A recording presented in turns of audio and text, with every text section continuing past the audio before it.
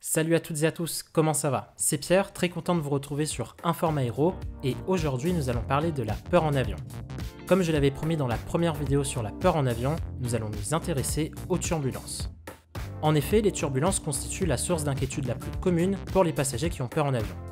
Le thème des turbulences sera décomposé en 3 vidéos qui nous permettront chacune de nous intéresser à un type de turbulence particulier. Pour vous expliquer le phénomène, je vais m'aider de mes connaissances personnelles, connaissances que j'ai acquises en traînant un peu sur internet et surtout grâce à ma formation de pilote privé dont j'ai réussi l'examen théorique. Pour cette partie 1, on va s'intéresser aux turbulences orographiques, également appelées turbulences de relief. J'espère que cette petite série de vidéos vous aidera à mieux comprendre les turbulences et pourquoi ces dernières ne sont d'aucun danger pour les avions de ligne. Si cette vidéo vous plaît, n'hésitez pas à mettre un pouce bleu et à vous abonner. Merci beaucoup, bon visionnage. Pour comprendre ce qu'est la turbulence orographique, il faut d'abord savoir que l'air circule dans l'atmosphère de façon plus ou moins stable et ordonnée sous la forme de vent qui s'étale sur plusieurs couches dans la verticalité. Maintenant, imaginons que l'on place une montagne sur la trajectoire du vent. Eh bien non seulement le vent va épouser le relief de cette montagne, mais en plus il va accélérer. Pourquoi? À cause de l'effet Venturi. L'effet Venturi, comme défini par le site technosciences.net, est un phénomène où les particules gazeuses ou liquides se retrouvent accélérées à cause d'un rétrécissement de leur zone de circulation. Le vent, qui est une masse de gaz, voit sa zone de circulation, à savoir l'atmosphère, réduite de par la présence d'une montagne. Au passage de la montagne, il va donc accélérer. En accélérant, le vent gagne de l'inertie et va donc continuer à s'élever une fois le sommet de la montagne dépassé jusqu'à une certaine altitude à partir de laquelle il va redescendre sous la forme de tourbillon. Du coup, lorsqu'un avion passe au-dessus d'une montagne, il rencontre soudainement un écoulement d'air localement plus puissant et plus instable de par son caractère tourbillonnaire. L'avion se retrouve alors successivement poussé vers le haut puis vers le bas sur une très courte distance. C'est cela la turbulence orographique que l'on appelle également turbulence de relief.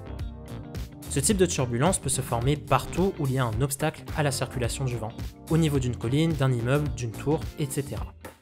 Son intensité va varier selon toute une ribambelle de facteurs qui comprennent notamment la taille du relief, plus il est grand, plus la turbulence sera forte, la vitesse du vent en plaine, si le vent est déjà très rapide avant le relief, la turbulence sera très forte, et la nature du relief.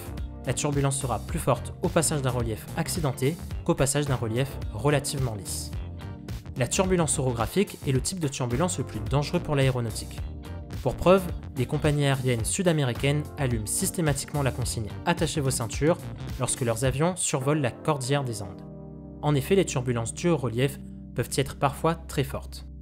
Mais ne vous inquiétez pas, ce type de turbulence n'est pas dangereux pour les avions, mais pour les passagers en revanche. Si vous n'êtes pas attaché, vous pourriez vous prendre la tête dans le plafond et avoir de graves séquelles pour le reste de votre vie. La structure de l'avion est ultra résistante car conçue dans des matériaux composites dont vous n'imaginez même pas les tensions qu'ils sont capables de supporter.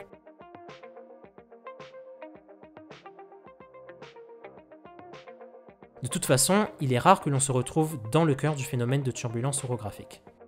En effet, les phénomènes tourbillonnaires prennent place en moyenne jusqu'à 600 mètres au-dessus du sommet du relief. En fait, il nous faut nous rappeler que le vent s'étale sur plusieurs couches dans la verticalité. Donc lorsque le vent des basses couches va monter en altitude à cause d'un relief, eh bien il vient perturber l'écoulement du vent des couches supérieures. Cette perturbation se propage donc sous forme d'onde jusqu'à l'altitude de croisière des avions de ligne qui est de 10 000 mètres.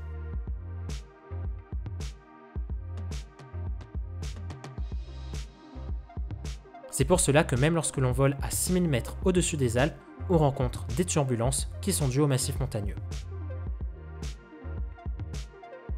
Avant de conclure cette vidéo, je vais vous raconter une petite histoire.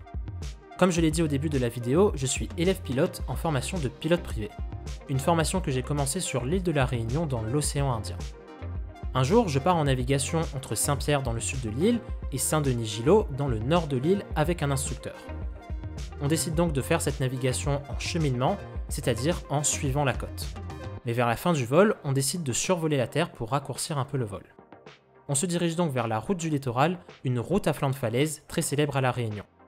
En allant vers la route du littoral, on survole la région de la Grande Chaloupe, une région où le relief est très accidenté avec plein de ravins et de petites crêtes. On est au mois de mars, il est 10 h, le vent est levé et souffle à une vingtaine de nœuds, environ 35-40 km/h. Tous les facteurs sont alors réunis pour créer de la turbulence orographique qui plus est assez puissante. Et du coup, au passage de la grande chaloupe, notre avion se retrouve secoué dans tous les sens, de haut en bas, de gauche à droite, je n'arrive même plus à lire les instruments et je me prends par 2 fois la tête au plafond. Le phénomène dure une petite dizaine de secondes, on sort de la turbulence orographique et le vol continue normalement. Bien entendu, on savait qu'au passage de la région de la grande chaloupe, ça allait secouer un peu. Malgré tout, l'avion n'est jamais sorti du domaine de vol et il n'y a pas eu de dommages structurels. Ma ceinture était bien entendu attachée, mais le plafond dans ces avions, vous savez, il n'est pas très haut. Alors pourquoi est-ce que je vous raconte cette histoire? C'est pour 2 points précis. D'abord, vous permettre de relativiser l'intensité des turbulences d'ondes orographiques, qui sont moins sévères que la turbulence orographique en elle-même, puisque comme je vous l'ai dit, je ne pouvais même plus lire mes instruments dans le cockpit. Et aussi pour vous faire relativiser par rapport à la résistance de l'avion. Ce jour-là, je suis dans un Cessna 172, un avion imaginé dans les années 50, dont je pilotais une version construite dans les années 70-80. Le Cessna 172 est un avion 4 places en aluminium. L'aluminium qui bien sûr n'a pas les mêmes capacités de résistance et de déformation que les nombreux matériaux composites qui sont utilisés sur les avions de ligne modernes de 65 tonnes comme l'Airbus A320. C'est donc la fin de cette première vidéo sur le thème des turbulences. Pour rappel, on s'est intéressé aujourd'hui aux turbulences orographiques, également appelées turbulences de relief. Au passage d'un relief, comme une montagne ou une tour, le vent accélère par effet Venturi. L'inertie acquise fait que le vent s'élève au-dessus du sommet du relief, puis redescend sous la forme de tourbillons. En s'élevant, le vent vient perturber l'écoulement de l'air des couches supérieures, suivant une forme d'onde. Lorsqu'un avion rencontre en altitude cette onde, il se retrouve donc un petit peu ballotté. Le phénomène n'est pas dangereux pour l'avion, mais si vous n'êtes pas attaché, vous risquez des blessures graves à la tête. Donc si vous n'avez pas à vous déplacer dans l'avion, attachez vos ceintures et rien ne pourra vous arriver. J'espère que cette première vidéo vous a plu. Si vous avez des questions, n'hésitez pas à m'en faire part dans l'espace commentaire. N'oubliez pas que je ne suis pas pilote de ligne ou météorologiste, je suis juste un passionné d'aviation qui a validé la partie théorique de la licence de pilote privé. Donc si vous voyez quelques erreurs de langage ou d'appréciation, merci de rester indulgent. Pour plus d'informations sur les turbulences orographiques, je vous mets quelques liens en description. Dans la prochaine vidéo, on s'intéressera aux turbulences thermiques, alors pour ne pas en rater la sortie, abonnez-vous et cliquez sur la cloche.